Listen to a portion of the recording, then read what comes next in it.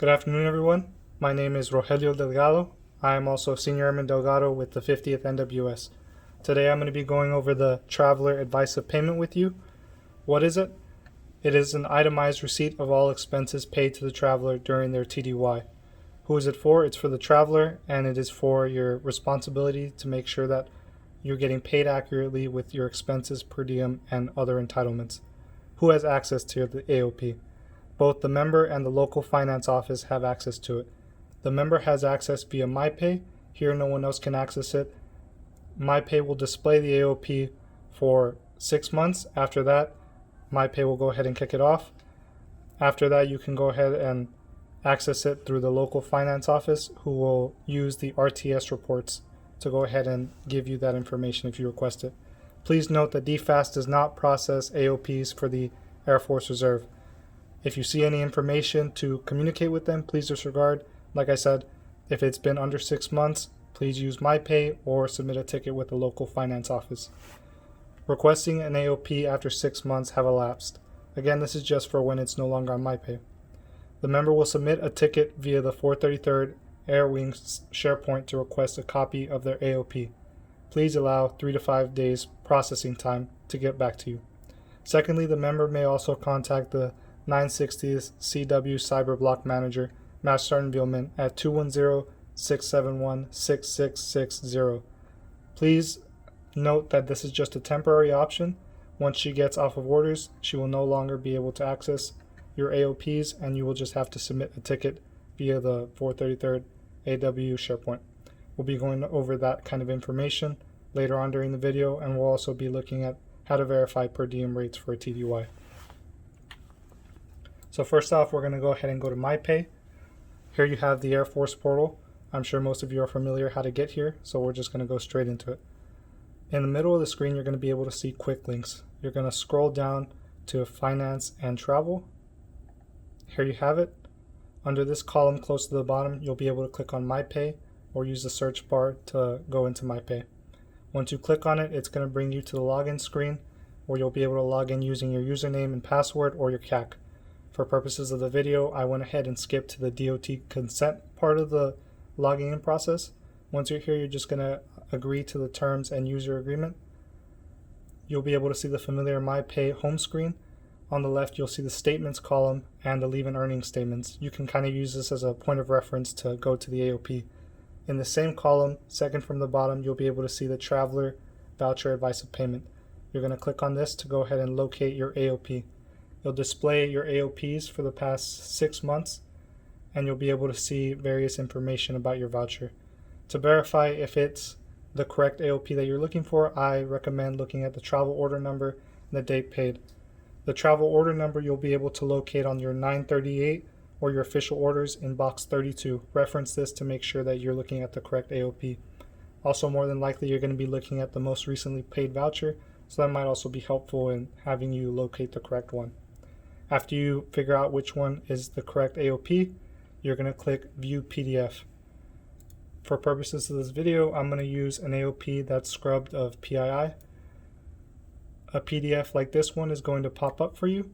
In section 1, you're going to have your personal information, your name, your address, rank and grade, and your social security number. Use this information to verify that this is indeed your correct AOP. In section 2 is going to be a summary of entitlements. Again, on the left, you're going to have the travel order number. Verify that this is correct. You're going to have the order date and the travel period, which is basically your start and stop of your TDY orders. What you're mainly going to want to pay attention to is your per diem, reimbursable expenses, and your total entitlements. Or you can go ahead and look at the amount paid to traveler, which is the summary of the amount that they paid you and the date that it was paid on. Further down, you're going to have the remarks, which is how they will let you know if not all expenses were paid due to an error, or if it's blank, or if it's good. Here in this AOP, you can go ahead and see that they were unable to reimburse airfare due to member not indicating on the LRF. It basically goes on why a certain payment was not paid out on the AOP. If something went wrong, the member may file a supplemental for any unpaid expenses. We also have another video separately that you may reference to submit a supplemental voucher if necessary. Further down, you have the receipt of payment.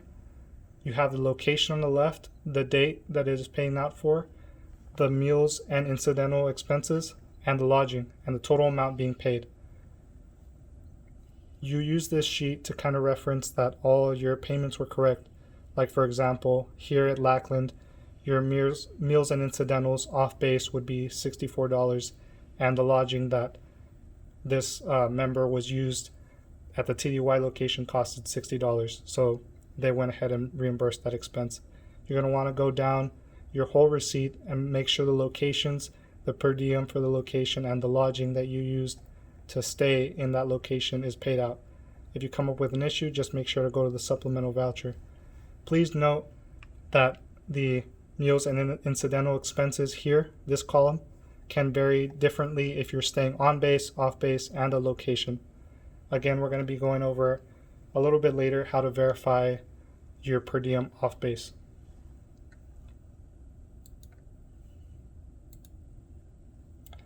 So back to the finance and travel column in the Air Force portal, we're going to go ahead and go to per diem rates. Here you'll be able to verify your per diem outside of base. So once you click that link, it's going to take you to this page.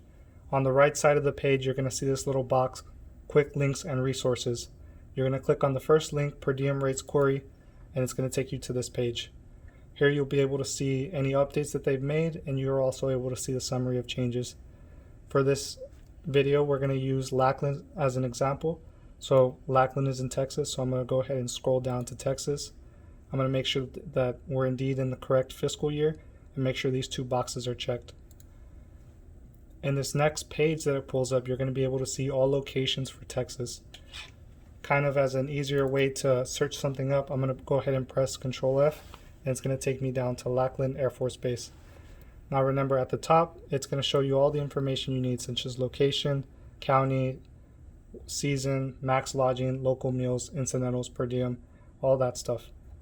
And once you go to your location, you can go ahead and verify the different amounts of payment that you are entitled to once you've submitted your voucher. So you're just going to go ahead and make sure that information is correct. So here in this first column, you'll be able to see the max lodging. Earlier we said that my lodging was $60, clearly under the max lodging, so it went ahead and paid out at $60, and I was also getting the correct per diem. So now we're going to check on how to submit an AOP request to the 433rd. Again, we're going to go back to the Air Force portal, and you're going to go ahead and go to the search bar right here, and you're just going to type in 433. You're going to press enter, and it's going to take you to the 433rd Airlift Wing SharePoint site. You're going to go ahead and click on that first link. It's going to take you to their page.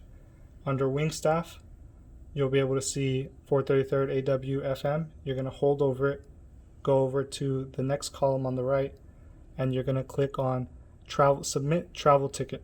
You're going to click on that, and it's going to take you to the next page where you're going to be able to press a new item.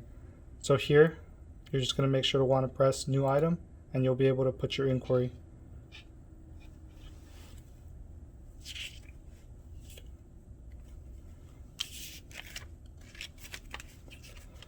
So you'll just be able to fill out this information here. For the ODTA, that's unit specific, and you'll just have to type in that particular member with that position. Please excuse me for 1 second.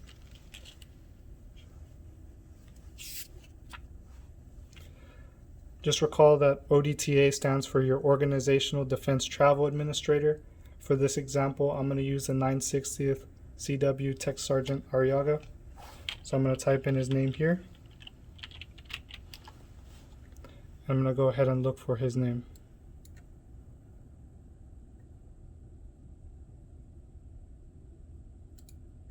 There he is. So I'm going to click his name. I'm going to press add. Then I'm going to press OK. I'm going to go to document type, and this is going to be a travel inquiry because we're requesting the AOP.